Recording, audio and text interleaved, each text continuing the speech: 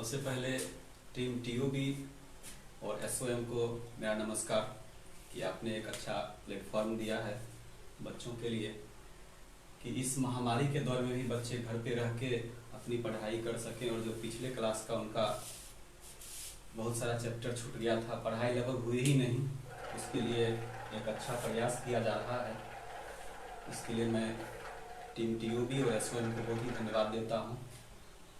और इस दौर में ईश्वर से प्रार्थना करता हूँ कि सभी शिक्षक और बच्चे सुरक्षित रहें, उनका स्वास्थ्य अच्छा रहे। मुझे टीओबी की तरफ से एक क्लास 9th के कैचअप कोर्स में साइंस का दिया गया है।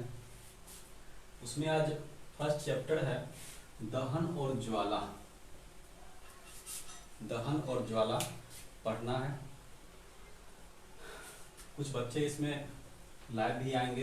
मेरा नाम नितेश आनंद हुआ और आज डे फर्स्ट है। दहन और ज्वाला में सबसे पहले हम जानेंगे कि ये दहन क्या होता है, जिसका इंग्लिश होता है कंबसन। ठीक है। दहन है कि यह एक रासायनिक प्रक्रिया है। यह एक रासायनिक प्रक्रिया है जिसमें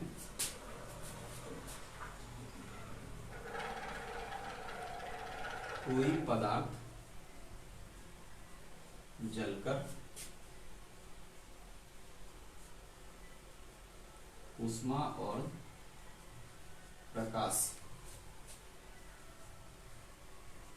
प्रदान करते हैं। कैसी प्रक्रिया है? तो यह रासायनिक प्रक्रिया है। ठीक है।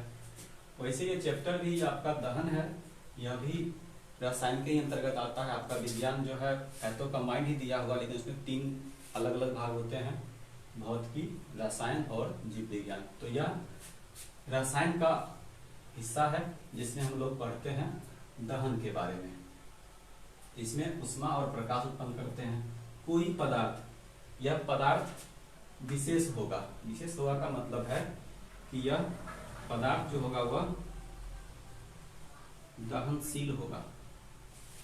ठीक है, मतलब जो जल सकता है। और दहनशील भी पदार्थ होते हैं। दहनशील को कहा जाता है कंबस्टिबल और इसको कहा जाता है नॉन कंबस्टिबल। तो जो दहनशील होंगे वही जलकर क्या देंगे? ऊष्मा और प्रकाश देंगे, और वही प्रक्रिया क्या कहलाएगी? दहन। ठीक है, बच्चों को इतना तो समझ में आया होगा कि दहन क्या है। दहन एक क्या है? रासायनिक प्रक्रिया है जिसमें कोई पदार्थ जलकर ऊष्मा और प्रकाश प्रदान करते हैं। कैसे पदार्थ होंगे? तो दहनशील होंगे। दहनशील का उदाहरण देखते हैं, जैसे कागज है, लकड़ी है। ठीक है, ये सभी जलकर ऊष्मा देते हैं और इस समय थोड़ी बहुत प्रकाश भी निकलती है। कागज वाली लकड़ी में तो कम, लेकिन इसमें ज्यादा प्रकाश निकलती है और हम लोग देखते भी। और दहनशील में क्या होगा? पत्थर होगा, लोहा होगा। ये सभी क्या है? अदहनशील पदार्थ हैं जो जलते नहीं हैं। इस दहनशील में एक क्या होता है कि एक पदार्थ होता है अति प्रज्वलनशील। हम लोग जब पेट्रोल या फिर डीजल के टैंकरों को देखते हैं सड़क पर जाते हुए, तो उसमें क्या लिखा रहता है? Highly inflammable. इसका मतलब होता है अति प्रज्वलनशील। मतलब ये बहुत जल्दी जलने लगता है। ठीक है, तो इस दहनशील वाले में ही एक टाइप ये होता है जो बहुत जल्दी जलने लगता है। तो इसमें पेट्रोल और डीजल जो है वो हाईली इन्फ्लेमेबल होता है, या हम लोग के घरों में जो सीएनजी होता है, ये एलपीजी होता है सिलेंडर में भरा हुआ, जिस पर हम लोग का खाना बनता है, वह भी क्या होता है, वह भी एलपीजी होता है। और घरों में जो पाइपलाइन के द्वारा बिछाया जाता है, पाइपलाइन द्वारा पहुंचता है, उसमें सीएनजी होता है, वह भी अति प्रज्वलनशील रहता है। हम लोग देखते हैं कि लाइटर जैसे ही जलाते हैं, उसका नॉब ऑन करते ही बस तुरंत उसमें आग पकड़ लेती है। इसका मतलब वो क्या है, हाईली इन्फ्लेमेबल पेट्रोल भी है और डीजल भी है। तो हम लोगों ने अभी तक जाना कि पदार्थ दो प्रकार के होंगे, एक होंगे दहनशील और एक होंगे अदहनशील। दहनशील पदार्थ जो होंगे वह जलकर उष्मा और प्रकाश प्रदान करेंगे। ठीक है। अब है कि हम लोग देखते हैं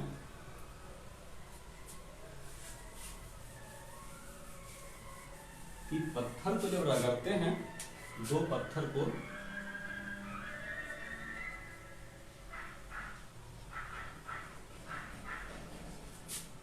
इससे भी चिंगारी उत्पन्न होती है। ठीक है, चिंगारी उत्पन्न होती है, इसका मतलब है कि यदि वहां पर अति प्रज्वलनशील पदार्थों को रखा जाए तो उसमें आग पकड़ सकती है। ठीक, उसके बाद एक और प्रयोग बच्चे बार बार करते हैं कि आप लोगों के इंस्ट्रूमेंट बॉक्स, जो प्रकाश बॉक्स होता है, उसमें क्या होता है कि एक लेंस दिया जाता है।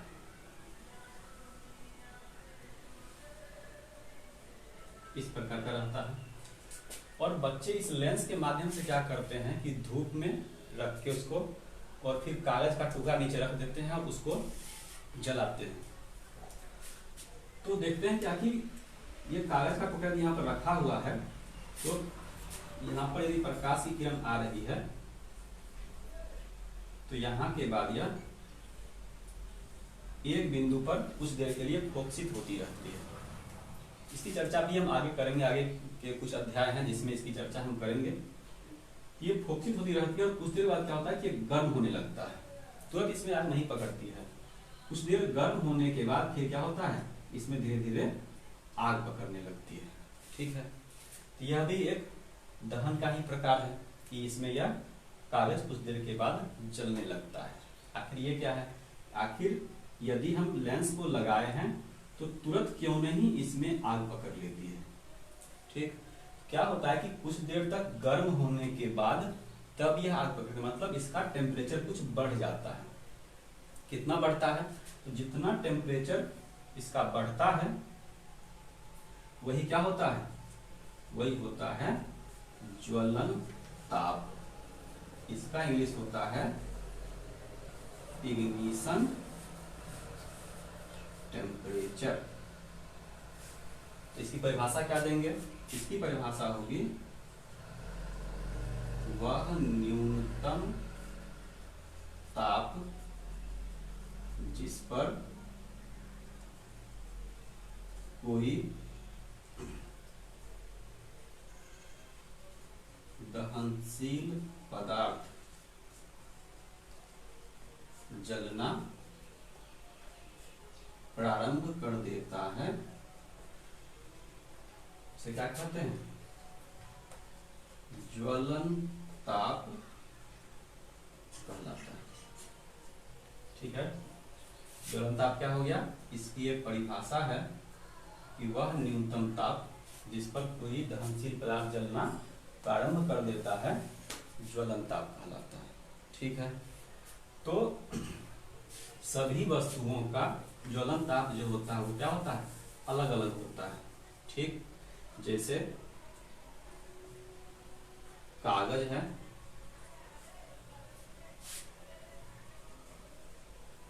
लकड़ी है, गोईठा जो गाय के गोबर से बनाया जाता है, जिसका उपयोग हम लोग जलावन के रूप में करते हैं, वह भी जो होता है एक ईंधन के रूप में प्रयोग होता है, वह भी जलता है, यह भी दहनशील है। लेकिन इस सभी का ज्वलन ताप जो होता है वह अलग अलग होता है, और यह इस पर निर्भर करता है तो दहनशील पदार्थ की रासायनिक प्रकृति पर निर्भर करता है। कौन चीज, तो इसका ज्वलन ताप रासायनिक प्रकृति पर निर्भर करता है कि जिस चीज से रासायनिक प्रकृति जिसकी जैसी होगी उस हिसाब से जलना। जैसे पेट्रोल और डीजल है, इसमें तुरंत आग पकड़ लेती है। या हम लोग सुनते होंगे सोडियम का नाम, या हम लोगों ने सुना होगा पीला फास्फोरस, इसी को सफेद फास्फोरस भी कहा जाता है। इसे केरोसिन में रखा जाता है और इसे पानी के अंदर रखा जाता है। क्यों? क्योंकि यह रूम टेम्परेचर पर भी, ठीक है, यह रूम टेम्परेचर पर भी जलना शुरू कर देता है, इसलिए इसे पानी के अंदर रखा जाता है, ठीक है। और सोडियम को केरोसिन के अंदर रखा जाता है, तो इसकी रासायनिक प्रकृति ही ऐसी होती है जिसके कारण क्या होता है, यह रूम टेम्परेचर पर जलना प्रारंभ कर देता है। तो यह हुआ किसके कारण, ज्वलन ताप के कारण, जिसको कहा जाता है इग्निशन टेम्परेचर। वह न्यूनतम ताप जिस पर कोई दहनशील पदार्थ जलना प्रारंभ कर देता है उसे क्या कहा जाता है, उसे कहा जाता है ज्वलन ताप। चलिए अब आगे बढ़ते हैं। आप लोग बच्चों कोई प्रश्न हो तो आप निसंदेह कमेंट बॉक्स में लिखेंगे कि यदि कहीं समझने में परेशानी हो तो आप पूछ सकते हैं, और आपकी जो संदेह या फिर जो समस्या है उन्हें दूर किया जाएगा।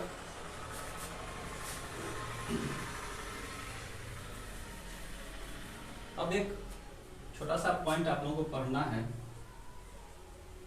दावानल, ये क्या होता है। दावानल मतलब होता है जो जंगलों में अचानक आग लग जाती है, ठीक है, जंगलों में लगने वाली आग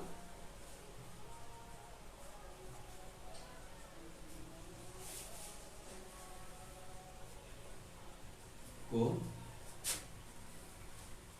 दावानल कहते हैं, ठीक है। जंगलों में जो आग लग जाती है उससे दावानल नाम दिया जाता है। कभी कभी हम लोग देखते हैं क्या कि कोई खबर बहुत जल्दी फैल जाती है, चाहे किसी प्रकार र्यूमर हो या फिर सही भी खबर हो, तो लोग कहते हैं कि यह क्या है, दावानल की तरह पूरे लोगों के बीच फैल गया। मतलब जंगलों में जिस तरह से आग लगती है उसी तरह वो खबर फैल जाती है। इसका मतलब क्या हुआ कि जंगलों में लगने वाली आग को क्या कहा जाता है, दावानल कहा जाता है। अब दहन जो होता है इसके लिए कुछ आवश्यक शर्त है। तो दहन के लिए आवश्यक शर्त क्या सब होगी,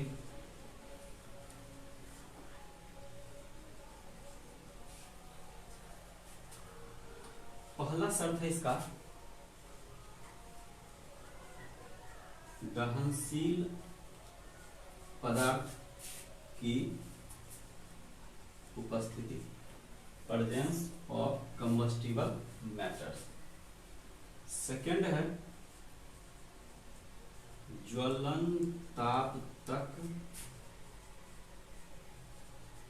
पहुंचने का उपाय। मतलब पदार्थ दहनशील उपस्थित होगा तभी दहन की प्रक्रिया होगी, यदि पदार्थ दहनशील नहीं होंगे तो दहन की प्रक्रिया नहीं होगी। क्योंकि अदहन जैसे पत्थर रख देंगे उसमें कितना भी हम टेम्परेचर उसका बढ़ाएंगे, हीट करेंगे तो वह जल नहीं सकता है। इसलिए पदार्थ जो है वो हमारा कैसा रहना चाहिए, दहनशील रहना चाहिए। दूसरा है ज्वलन ताप तक पहुंचने का उपाय। हम लोगों ने देखा था उस प्रयोग में कि लेंस को जब रखा या लेंस के नीचे कागज रखकर उसको धूप में जब रखा जाता है तो तुरंत जलना शुरू नहीं कर देता है। उसके लिए क्या किया जाता है, उसको कुछ देर रखा जाता है। जब कागज गर्म होने लगता है तो गर्म होने के बाद वह जलना प्रारंभ करता है। तो गर्म होने के बाद जलना प्रारंभ मतलब क्या, वो उस ज्वलन ताप तक पहुंच जाता है जहां से वो जलना प्रारंभ कर देता है। जैसे हम किसी लकड़ी में, यदि मोटी लकड़ी है उसमें माचिस की तीली से आग लगाएंगे तो वह आग नहीं पकड़ती है, ठीक है। इसके लिए क्या किया जाता है, उसे पहले केरोसिन डाल के आग उसमें लगाई जाती है, कुछ देर गर्म होने के बाद तब उस लकड़ी में आग पकड़ती है, ठीक है। तीसरा है कि हवा की उपस्थिति होनी चाहिए, हवा की उपस्थिति। हवा का मतलब हुआ इसमें ऑक्सीजन,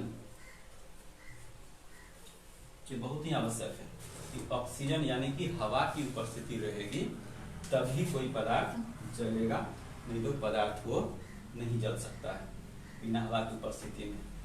जैसे आगे की कक्षा में आपको पढ़ाया जाएगा, वो अभी तो समझ में उतना नहीं आएगा, लेकिन आगे की कक्षा में पढ़ाया जाएगा। एक होता है कैल्सिनेशन और एक होता है रोस्टिंग। इसमें ऑक्सीजन की अनुपस्थिति होती है, इसमें ऑक्सीजन की उपस्थिति होती है। लेकिन अभी आपको यही जानना है कि दहन के लिए आवश्यक शर्त क्या है। दहनशील पदार्थ की उपस्थिति, ज्वलन ताप तक पहुंचने का उपाय, और एक है हवा यानी कि ऑक्सीजन की उपस्थिति।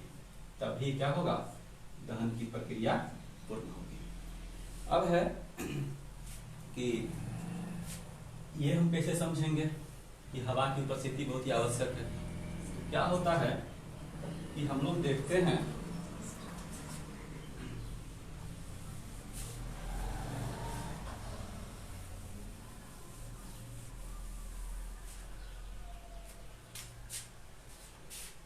कि गैस का जो बर्नर होता है, ठीक, गैस के बर्नर के नीचे में हवा आने का स्पेस रहता है। जिसको पूरा बंद कर दिया जाए, पूरा बंद हो जाएगा तो गैस जलने में परेशानी होगी। क्यों? क्योंकि हवा वहां तक पहुंच नहीं पाएगी। ठीक है। स्टोव, अब तो स्टोव का उपयोग बहुत कम होता है, जो केरोसिन से चलता था। उसमें भी क्या होता था कि बर्नर जहां पर रहता था उसके नीचे एक खाली स्पेस रहता था। क्यों? हवा आने के लिए, क्योंकि वहां पर हवा पहुंचेगी तभी वह दहन होगा और स्टोव से आग निकलेगी और फिर खाना पकेगा उस पर। तो ये हवा की उपस्थिति भी बहुत आवश्यक है। और जितना भी है गैस स्टोव होता है, फिर केरोसिन का स्टोव था, उसमें हवा आने के लिए जगह बनाया जाता था कि हवा वहां पर रहे। अब है कि हम लोग देखते हैं क्या कि बरसात के दिनों में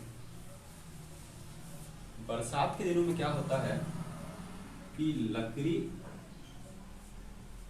में आग जल्दी नहीं पकड़ती है।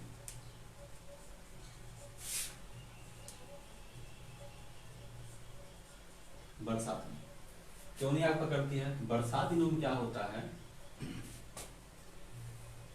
कि लकड़ी में मॉइस्चर आ जाता है। ठीक है। और मॉइस्चर आने के कारण क्या होता है कि उसका ज्वलन ताप बढ़ जाता है। जैसे अभी गर्मी का सीजन है, गर्मी के सीजन में कोई भी लकड़ी है उसमें आग पकाएंगे तो जल्दी आग पकड़ लेती है। लेकिन ठंड के समय में या फिर बरसात के मौसम में क्या होता है, लकड़ी में जल्दी आग नहीं पकड़ती है, क्योंकि ठंड के कारण या फिर बरसात के सीजन में मॉइस्चर के कारण क्या होता है कि वह उसका ज्वलन ताप बढ़ जाता है। और ज्वलन ताप बढ़ने के कारण क्या होता है, उसमें आग जल्दी नहीं पकड़ती है। मतलब ज्वलन ताप के कारण ये सब चीज प्रभावित होता है। आगे है आपको पढ़ना है माचिस की कहानी। ठीक है। माचिस जो हम लोग घरों में यूज करते हैं दहन की प्रक्रिया को पूर्ण करने के लिए। क्या हुआ?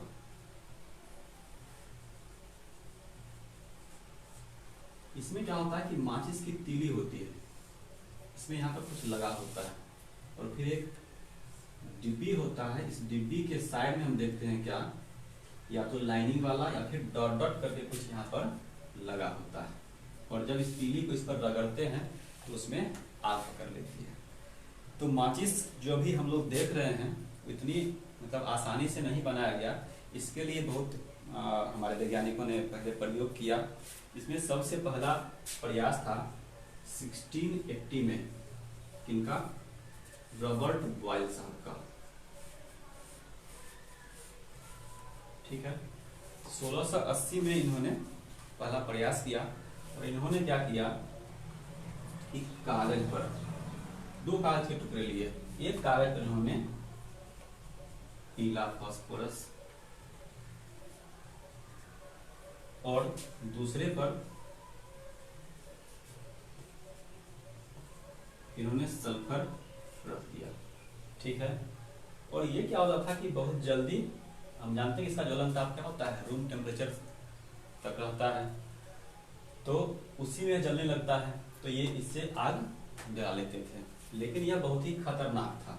क्योंकि पीला फास्फोरस रूम टेम्परेचर जलने लगता है, यदि उसको कहीं पर रखा जाता तो अपने आप ही उसमें आग पकड़ लेती है, और यदि घर में रखा जाए तो अपने आप आग भी लग सकती है। इसलिए क्या किया गया, इसको बाद में रोक दिया गया। ठीक है। उसके बाद जब 1845 में क्या हुआ, ये पीला फास्फोरस जो है इसके जगह पर लाल फास्फोरस की खोज हुई। ठीक है। तो लाल फास्फोरस की खोज हुई कब, 1845 में।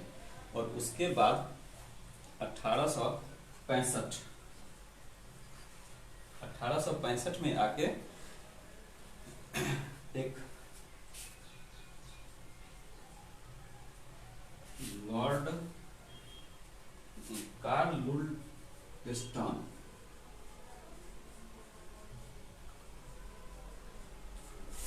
इन्होंने प्रयास किया और माचिस की तीली बनाई।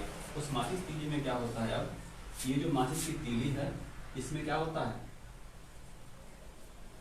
इसमें पोटेशियम क्लोरेट मतलब AClO3 रहता है इस माचिस की तीली में। और ये जो रहता है दोनों साइड से जो हम लोग देखते हैं कि लाइनिंग किया हुआ रहता है, या फिर क्या रहता है, डॉट डॉट किया रहता है। इसमें लाल फास्फोरस प्लस सल्फर, इसी दोनों केमिकल से यह क्या होता है, इसका निर्माण होता है। और इस साइज पर परत चढ़ा हुआ रहता है, और जब इसमें हम इसको क्या करते हैं, रगड़ते हैं तो उसमें आग पकड़ लेती है, और फिर हमारे दहन में क्या होता है, वह सहायक होता है। ये लाल फास्फोरस और सल्फर रहता है। हाँ, ये जो थे ये थे स्वीडन के, इस देश के थे, ये स्वीडन के, हमारे भारत के नहीं थे, ये स्वीडन के थे। और स्वीडन की राजधानी कहाँ है, स्वीडन की राजधानी है स्टॉकहोम। ठीक है। ये स्वीडन के थे, और उन्होंने क्या किया था कि अभी जो माचिस हम लोग देख रहे हैं उसका आविष्कार किया, जिसमें लाल फास्फोरस और सल्फर दोनों साइड में लगे होते हैं, और पोटेशियम क्लोरेट इस माचिस की तीली पर लगा होता है। सबसे पहले 1680 में रॉबर्ट बॉयल ने प्रथम प्रयास किया था, जिसमें कागज का 2 टुकड़ा था, एक पर पीला फास्फोरस लगा हुआ था, एक पर सल्फर लगा हुआ था। ठीक है। और उसी दोनों के प्रयोग से वो माचिस का पहली बार प्रयास किए थे, तो कुछ न कुछ तो सही में गुण दोष रहता ही है। तो उसमें कुछ ये आ गया ड्रॉबैक कि ये अपने आप जलने लगता था, इसलिए इसको बाद में रोक दिया गया। फिर आया लाल फास्फोरस का जब आविष्कार खोज हुआ 1845 में, तो सबसे पहले स्वीडन के थे कार्ल लुल्डस्टॉन, उन्होंने क्या किया, जब भी हम लोग माचिस देख रहे हैं वो माचिस बनाया। और स्वीडन की राजधानी कहाँ है, स्टॉकहोम। एक चीज और आप लोगों को मैं कहना चाहूँगा कि अब आप लोग क्लास 9th में पहुँच गए हैं, और पिछले साल आपकी पढ़ाई लगभग बाधित रही। तो मैं चाहूँगा कि यदि आपके पास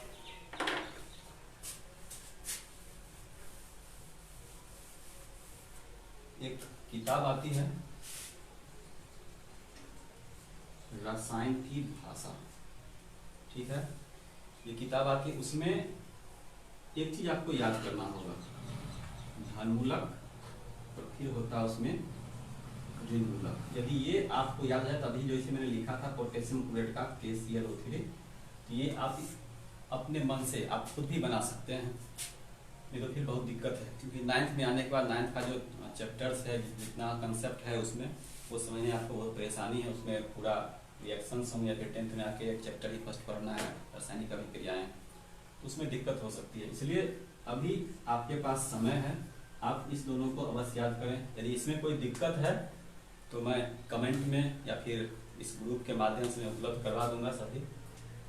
लेकिन आप लिखेंगे कि आपको दिक्कत है, यदि इसमें किताब यदि उपलब्ध है तो कोई बात ही नहीं है, किताब यदि उपलब्ध, हाँ इसमें आता है GD तुली और TL सोनी का, वही लेना, क्योंकि इसमें इस राइटर की जो किताब है ये, इसमें ईरर बहुत ही कम है, नहीं के बराबर, और दूसरे पब्लिकेशन वाले में बहुत ईरर रहता है तो उसमें बहुत दिक्कत होती है।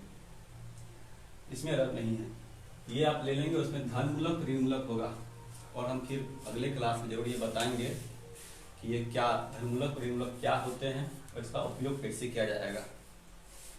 या तो हम ग्रुप के माध्यम से ये उपलब्ध करवा देंगे धन मूलक ऋण मूलक, या नहीं तो आपके पास किताब है तो उसको याद कर लेंगे जिससे आपको परेशानी कम हो। तो आज हम लोगों ने क्या सीखा, पहला है दहन, कि दहन क्या होते हैं, फिर पदार्थ के बारे में जाना। पदार्थ दो प्रकार के होंगे, दहनशील और अदहनशील। दहनशील वाले में एक अति प्रज्वलनशील भी होते हैं जो बहुत जल्दी जलने लगते हैं, जिसमें आता है डीजल, पेट्रोल, गैस भी है, फास्फोरस है, जो सफेद फास्फोरस रहता है वो भी है, ये सब भी आते हैं। और अदहनशील में पत्थर है या लोहे का टुकड़ा है, ये सब अदहनशील पदार्थ हैं। उसके बाद हम लोगों ने ज्वलन ताप के बारे में जाना कि ज्वलन ताप क्या होते हैं, कि वह न्यूनतम ताप जिस पर कोई वस्तु जलना प्रारंभ कर देती है उससे कहा जाता है ज्वलन ताप। ठीक है, उसके बाद हम लोगों ने जाना कि ज्वलन ताप जो किसी वस्तु का होता है वह किस पर निर्भर करता है, उसकी रासायनिक प्रकृति पर। उसके बाद है हम लोगों ने जाना कि दहन के लिए आवश्यक 3 शर्त है। पहला है दहनशील पदार्थ की उपस्थिति, दूसरा है ज्वलन ताप तक पहुंचने का उपाय, और तीसरा है हवा की उपस्थिति। ये तीनों आवश्यक है जिससे क्या होगा, दहन की प्रक्रिया पूर्ण होगी। उसके बाद हम लोगों ने जाना कि बरसात के दिनों में क्या होता है, लकड़ी में आग जल्दी नहीं पकड़ती है। क्यों? क्योंकि बरसात के दिनों में ज्वलन ताप उसका बढ़ जाता है और गर्मी के दिनों में कम हो जाता है। तो गर्मी के दिनों जल्दी आग पकड़ लेती है और बरसात के दिनों में ज्वलन ताप बढ़ने का क्या होता है। उसमें एक और चीज है कि आपकी किताब में दिया है कि जलती आग पर पानी जब डाल देते हैं, ठीक है, मान लो कि लकड़ी में आग पहले से है, लकड़ी जल रही है और इस पर जब हम पानी डाल देते हैं तो क्या होता है, आग बुझ जाती है। कारण क्या है? पहला कारण तो है कि इस पर पानी डालने से क्या होता है कि पानी का वाष्प बनता है, और उस पानी के वाष्प बनने के कारण क्या होता है कि इसका हवा से संपर्क टूट जाता है। दूसरा है कि पानी डालने से क्या होता है कि लकड़ी ठंडी हो जाती है, और ठंडी होने के कारण क्या होता है, इसका ज्वलन ताप बढ़ जाता है, और ज्वलन ताप यदि बढ़ जाएगा तो वह आग बुझ जाएगी, जलेगी नहीं। ठीक है, उसके बाद आज हम लोगों ने जाना क्या, माचिस के बारे में, माचिस की कहानी। ठीक है, माचिस की कहानी में सबसे पहला प्रयास था 1680 वाला, जो रॉबर्ट बॉयल का था। इसमें इन्होंने क्या किया था, 2 कागज का टुकड़ा था, एक पर इन्होंने सफेद फास्फोरस और एक पर सल्फर को रखकर, और इन्होंने क्या किया था, माचिस का प्रथम प्रयास किया था माचिस बनाने का। लेकिन यह सफेद फास्फोरस जो था वह बहुत ही ज्वलनशील होता है, इसके कारण यह खतरनाक था, इसको रोक दिया गया। फिर 1845 में जब रेड फास्फोरस का आविष्कार हुआ, रेड फास्फोरस की जब खोज हुई, तो उसके बाद 1865 में माचिस जो आज हम लोग यूज करते हैं उस माचिस का निर्माण हुआ। इसके 20 साल के बाद, और उनका नाम था कार्ल लुंडस्टॉन। इन्होंने इसकी खोज की, और ये कहाँ के थे, ये थे स्वीडन के, और स्वीडन की राजधानी है स्टॉकहोम। ठीक है, आज हम लोग इतना पढ़ा, और आपको बस बच्चों कुछ ही काम दिया गया है HW के रूप में। पहला तो ये, यदि आपके पास उपलब्ध है किताब, रसायन की भाषा भी उपलब्ध है आपके पास, तो आप उसमें से घनमूलक और ऋणमूलक, उसमें नाम दिया हुआ होगा, प्रतीक दिया होगा और संयोजकता दी हुई होगी। ठीक है, वो आपको याद करना पड़ेगा। धीरे धीरे इसे याद करेंगे तो फिर आपके लिए बहुत ही फायदेमंद होगा, वो आगे आपके लिए बहुत ही जरूरत की चीज़ है वो। और दूसरा है कि आप एक टेबल बनाएंगे, उस टेबल में दहनशील और दहनशील पदार्थ जो होते हैं 10-10 लिखना है इसमें, कौन कौन दहनशील है और कौन कौन अदहनशील पदार्थ हैं, उसकी सूची बना के आप कमेंट बॉक्स में फोटो खींच के डाल देंगे या फिर लिख भी देंगे तो कोई दिक्कत नहीं है। फोटो खींच कर डालना आसान होगा आपके लिए और हम देख लें। और कोई भी दिक्कत हो इस चैप्टर अभी तक जो पढ़ा है उसके समय कोई भी दिक्कत कोई भी परेशानी हो तो आप जरूर लिखेंगे। और यदि अभी जो मैंने समझाया है वो आप नहीं लिख पाए होंगे, उसमें भी दिक्कत हो तो आप जरूर लिखें।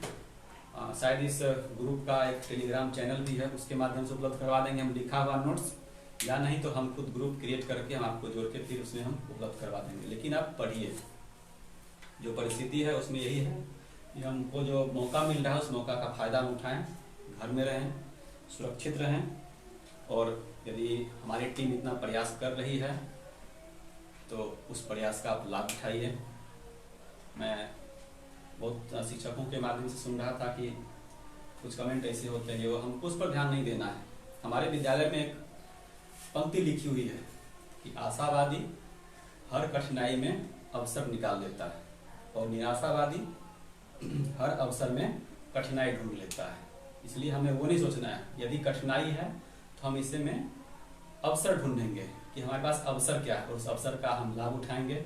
और शिक्षक प्रयास कर रहे हैं, बच्चे भी प्रयास करेंगे और मुझे लगता है कि आपके लिए बहुत ही फायदेमंद होगा कि सीमित संसाधन में हम कुछ कर सकेंगे। जो क्लास छूटा है या फिर कुछ आपका सेशन गैप हुआ, सेशन गैप नहीं कर सकते हैं लेकिन पढ़ाई आपकी जरूर बाधित हुई है, उसका आप लाभ उठाएं इसके माध्यम से। बहुत बहुत धन्यवाद। फिर हम मिलेंगे ट्यूजडे को मिलेंगे इसी टाइम में। Thank you.